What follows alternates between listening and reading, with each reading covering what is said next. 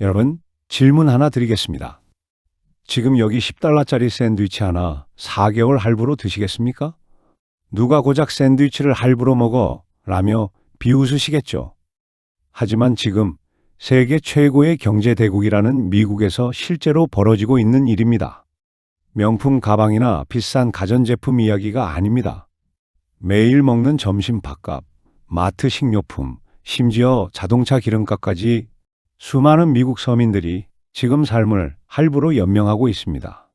전문가들은 지금 미국 경제 밑바닥에서 침묵의 파산이 진행 중이라고 경고합니다. 2008년 금융위기보다 더 조용하지만 훨씬 더 치명적인 새로운 경제 시한폭탄.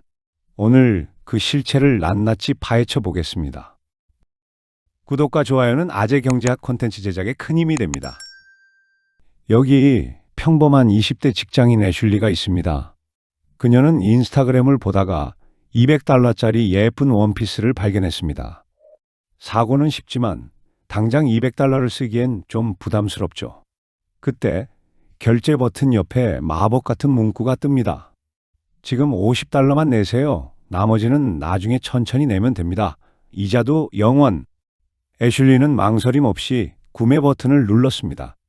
200달러가 순식간에 만만한 50달러로 쪼개지는 마법. 그녀는 기분이 정말 좋았습니다. 하지만 이게 파국의 시작이었습니다. 다음 주엔 75달러짜리 운동화를, 그 다음 주엔 100달러짜리 식료품을 똑같은 방식으로 결제했죠. 각각은 잔돈처럼 느껴졌습니다. 하지만 한 달 뒤 애슐리의 통장에 찍힌 청구서는 1,500달러가 넘었습니다. 월급으로 감당할 수 없는 수준이었죠. 이것이 바로 BNPL, Buy Now, Pay Later, 즉 지금 사고 나중에 내라는 서비스가 사람들을 올가매는 방식입니다. 이 시장은 결코 작은 스타트업들의 유행이 아닙니다. 이 거대한 판을 설계하고 키운 주역은 바로 애플, 아마존, 페이팔 같은 실리콘밸리의 IT 공룡들입니다. 일론 머스크와 함께 페이팔을 창업했던 맥스 레부친이 만든 어펌이 대표적이며 세계 최대 유통기업 아마존도 이들과 손잡고 결제망을 구축했습니다. 심지어 애플까지 아이폰의 자체적인 후불 결제 기능을 탑재하며 시장에 참전했죠. 그렇다면 이 거대 기업들은 왜 하필 지금 이 시장에 뛰어들었을까요? 그들은 정확히 2008년 금융위기가 남긴 트라우마를 파고들었습니다. 당시 부모 세대의 파산을 목격하며 자란 미국의 2030 세대는 신용카드 공포증을 가지고 있습니다. 신용카드는 빚이고 은행은 악마라는 인식이 뿌리 깊게 박혀 있죠. IT 기업들은 바로 이 지점을 공략했습니다. 까다롭고 복잡한 신용카드 대신 스마트폰으로 누구나 쉽게 쓸 수 있는 핀테크 혁신으로 포장해 접근한 겁니다. 젊은 세대는 이것이 낡은 금융 시스템을 뒤집는 혁신이라 믿고 열광했습니다. 하지만 그 혁신의 껍질을 벗겨내자 신용카드보다 훨씬 더 교묘하고 위험한 새로운 비제 구조가 드러나기 시작했습니다. 그렇다면 이 IT 공룡들은 도대체 어떻게 신용카드를 혐오하는 젊은 층을 자신들의 고객으로 만들었을까요? 비결은 금융을 패션과 게임의 영역으로 끌어들인 치밀한 디자인에 있습니다. 여러분이 은행 앱을 켜면 어떤 느낌이 드나요? 복잡한 숫자와 경고 문구, 왠지 모를 긴장감이 들죠. 이것이 정상입니다. 빚을 지는 것은 신중해야 하니까요. 하지만 BNPL 앱은 정반대입니다. 마치 인스타그램이나 쇼핑몰을 보듯 화려하고 직관적입니다. 빚을 진다는 경고 대신 오늘의 쇼핑을 즐기세요라는 달콤한 메시지만 가득하죠. 행동경제학에서는 이를 지출의 고통을 마비시킨다고 표현합니다. 돈이 나간다는 감각 자체를 지워버리고 대출 과정을 클릭 한 번의 가벼운 놀이처럼 만들어버린 겁니다. 가장 위험한 건 바로 이 지점입니다. 소비자의 이성이 마비된 그 틈을 타 그들이 설계한 약탈적인 수익 구조가 작동하기 시작합니다. 우리가 혁신이라 믿었던 서비스의 이면, 그 냉혹한 메커니즘을 뜯어보겠습니다. 도대체 왜 사람들은 뻔히 보이는 이 빚의 덫에 걸려들까요? 여기엔 아주 교묘한 심리적 함정 3가지가 숨어 있습니다. 첫 번째 함정은 잔돈의 착각입니다. 신용카드는 한도가 줄어드는 게 눈에 보입니다. 경고등이 켜지는 거죠. 하지만 BNPL은 빚을 잘게 쪼개서 우리 뇌를 속입니다. 심리학에선 이걸 멘탈 어카운팅의 오류라고 하는데요. 우리 뇌는 쪼개진 50달러를 빚이 아니라 주머니 속 잔돈으로 착각하게 만듭니다. 두 번째 함정은 아무나 환영하는 문입니다. 은행 대출은 문턱이 높습니다. 하지만 BNPL은 신용 등급이 낮은 소위 서브프라임 등급의 사람들에게도 문을 활짝 열어줍니다. 실제로 미국 Z세대의 43%가 이 서비스를 이용하고 있습니다. 가장 빚을 지면 안 되는 사람들에게 가장 쉽게 빚을 권하는 구조인 겁니다. 세 번째 함정은 악마의 연체료입니다. 무이자라며 네, 제때 갚으면 무이자 맞습니다. 하지만 하루라도 늦으면 상황은 돌변합니다. 신용카드는 한 달에 한 번 연체료를 내지만 BNPL은 물건 건건이 연체료가 붙습니다. 5개를 샀는데 돈이 없어 연체했다? 그럼 연체료도 5배, 10배로 불어납니다. 무이자라는 달콤한 가면 뒤에는 고금리 폭탄이 숨겨져 있었던 겁니다. 하지만 이 살인적인 연체료조차 사실 기업들에겐 그저 짭짤한 용돈에 불과합니다. 이 거대한 비즈니스의 진짜 설계도는 여러분의 실수가 아니라 통제불능의 욕망에 맞춰져 있기 때문입니다. 그들이 노리는 진짜 타겟은 소비자의 지갑이 아닙니다. 바로 판매자, 즉 쇼핑몰 사장님들의 주머니입니다. 구조를 한번 뜯어볼까요? BNPL 업체들은 쇼핑몰 사장님들에게 신용카드보다 무려 2에서 3배나 비싼 수수료를 떼어갑니다. 상식적으로 말이 안 되죠. 그런데도 사장님들은 이 비싼 버튼을 달아달라고 줄을 섭니다. 이유는 단순합니다. 이 버튼 하나가 매출을 폭발시키는 치트키이기 때문입니다. 업계에서는 이를 피자 이론으로 설명합니다. $20짜리 피자 한 판은 비싸 보입니다. 하지만 가격표를 한 달에 $5로 바꾸는 순간 소비자의 심리적 저항선은 무너집니다.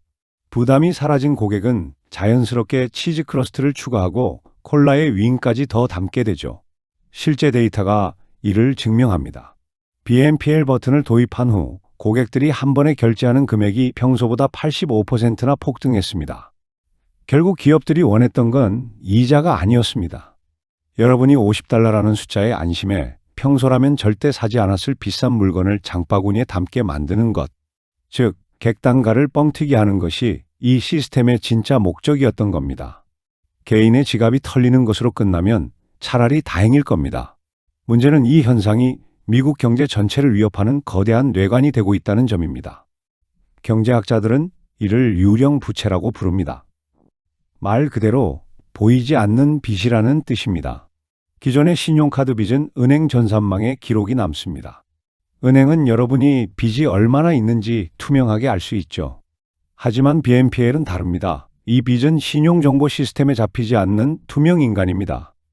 은행 입장에선 대출 신청자가 이미 BNPL 빚더미에 앉아 있다는 사실을 전혀 모른 채 주택담보대출이나 자동차 대출을 또 내어주게 됩니다. 소득은 제자리인데 보이지 않는 빚만 눈덩이처럼 불어나는 깜깜이 대출이 누적되고 있는 겁니다. 이는 마치 지친 마라토너에게 스테로이드 주사를 놔서 억지로 뛰게 만드는 것과 같습니다. 겉으로는 소비가 활발해 보이고 경기가 좋아 보이지만 약발이 떨어지는 순간 경제는 예고 없이 고꾸라질 수밖에 없습니다. 하지만 경제 지표가 무너지는 것보다 더 무섭고 가슴 아픈 현실은 따로 있습니다. 바로 이 BNPL이 파고드는 곳이 달라지고 있다는 점입니다.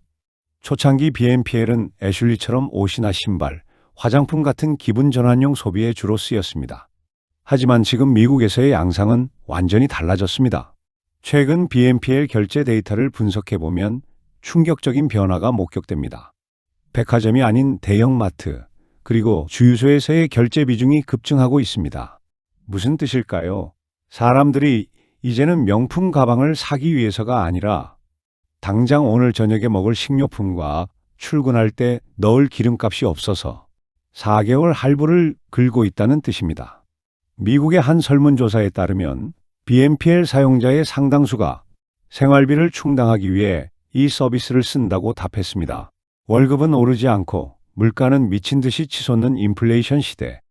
더 이상 신용카드를 만들 수조차 없는 저소득층 서민들에게 BNPL은 선택이 아닌 유일한 생존 수단이 되어버린 겁니다. 전문가들은 이를 두고 신서브 프라임 사태의 전조라고 경고합니다.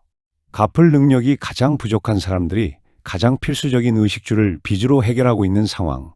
이것이야말로 거품이 터질 때 가장 약한 고리부터 끊어져 나갈 것이라는 명확한 신호입니다. 역사가 우리에게 보내는 서늘한 경고가 여기 있습니다. 사실 지금 사고 나중에 내세요라는 이 달콤한 슬로건, 100년 전 미국에서도 유행어였습니다. 1920년대 미국은 역사상 유례없는 호황을 누렸습니다. 사람들은 지금처럼 할부를 통해 돈 없이도 자동차를 사고 라디오를 샀습니다.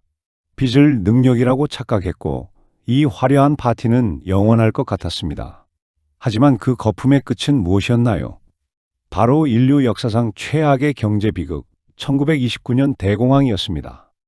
빚으로 쌓아 올린 모래성이 무너지자 화려했던 파티장은 순식간에 실업과 기근이 넘치는 혹독한 겨울로 변해버렸습니다. 그렇다면 지금 미국은 이 위기를 어떻게 대처하고 있을까요? 다행히 늦게나마 반격이 시작되었습니다. 미국 정부는 최근 이 상황을 심각하게 인지하고 BNPL 업체들을 신용카드 회사와 똑같이 규제하겠다고 선언했습니다. 핀테크 혁신이라더니 그냥 고리 대금업 아니냐며 법적 칼날을 들이댄 겁니다. 이제 소비자 보호 의무를 지키지 않으면 사업을 할 수 없게 제동을 걸기 시작했습니다. 하지만 우려는 여전합니다. 이미 시중에 풀린 수천억 달러의 유령 부채가 어떻게 터질지는 아무도 장담할 수 없습니다. 정부의 규제 속도와 빚이 터지는 속도 사이의 위태로운 줄다리기가 지금 미국 경제의 현주소입니다. 지금까지 미국의 무서운 현실을 보셨습니다. 혹시 미국 사람들 참 대책 없이 산다고 생각하며 남의 일처럼 느끼셨나요?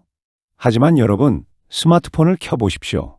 이미 네이버, 카카오, 토스, 우리가 매일 쓰는 앱 속에 소액 후불 결제, 나중에 결제라는 이름으로 이 유혹은 깊숙이 들어와 있습니다. 이름만 다를 뿐 우리의 뇌를 속여 미래의 소득을 미리 가져가려는 알고리즘의 본질은 전 세계 어디나 똑같습니다. 미국의 오늘은 어쩌면 우리의 내일이 될 수도 있습니다. 가계 부채가 세계 최고 수준인 우리나라에서 이 편리한 외상은 언제든 우리의 지갑을 겨누는 칼날로 돌변할 수 있으니까요. 오늘 미국 서민들의 눈물을 보며 우리는 타산지석의 교훈을 얻어야 합니다. 딱 두 가지만 약속합시다.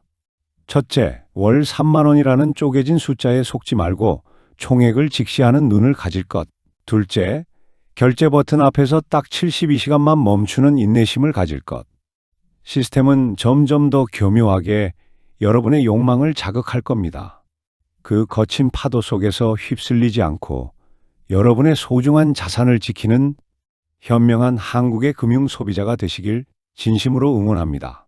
오늘 이야기가 유익했다면 구독과 좋아요 부탁드립니다. 지금까지 아재의 경제하셨습니다. 감사합니다.